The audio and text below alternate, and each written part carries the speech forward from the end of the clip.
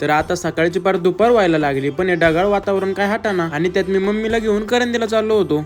Tommy sir मागे नाही तर करशील कार्यक्रम आमचा. थोडं कमी राहिलं ना तर टॉमीमुळे आपला गेमच झाला असता. या ढगाळ वातावरणातून पाऊस यायच्या आधी आम्ही करंदीमध्ये पोहोचलो आणि बहिणीच्या अंगणवाडी केंद्रामध्ये आलो. आणि या बदलत्या वातावरणामुळे तर आपलं पिल्लू चांगलंच कोमाजलं होतं, पण ते कशाच आहे का ते सकाळ सकाळ शाळेमध्ये बहिणीच्या मागे लागून आलो होतं आणि आम्ही शाळेत पोहोचलो. आम्हाला बघून तर ते लईच खुश झालं आणि पहिलं आमच्या गालं. तर आता शाळा सुटायची पण वेळ झाली होती, त्यामुळे सगळे आई वडील आपल्या पिल्लांना न्यायला आलते. तर आता फक्त तिघच राहिले होते आणि त्यांचे पण आई वडील थोड्या वेळात येणार होते. मग सगळी मुलं गेल्यावर आम्ही गावातल्या मंदिरांमध्ये आलो. तर आता आषाढ महिना संपत आला होता, त्यामुळे आम्ही गावातल्या मंदिरांमध्ये निवड ठेवायला आलो होतो आणि हा टॉमी तिथे रस्त्यातच झोपला होता आणि मला ते याला काय उठवायची डेअरिंग नाही झाली, पण मला याच्यापासून जायचं पण भ्या वाटत होतं, कारण टॉमी होताच एवढा दिसायला डेंजर. तर देवासाठी निवड बनवत आम्ही सगळं आणलं होतं, पण अगरबत्ती राहिली होती. मग दुकानात जाऊन अगरबत्ती आणली आणि इथं तर टॉमीने झोपायची पोच पण बदलली होती. मग आईने बहिणीने आतमध्ये पूजा केली आणि मी बाहेर येऊन नारळ फोडलं आणि मग तिथून आम्ही हनुमान मंदिर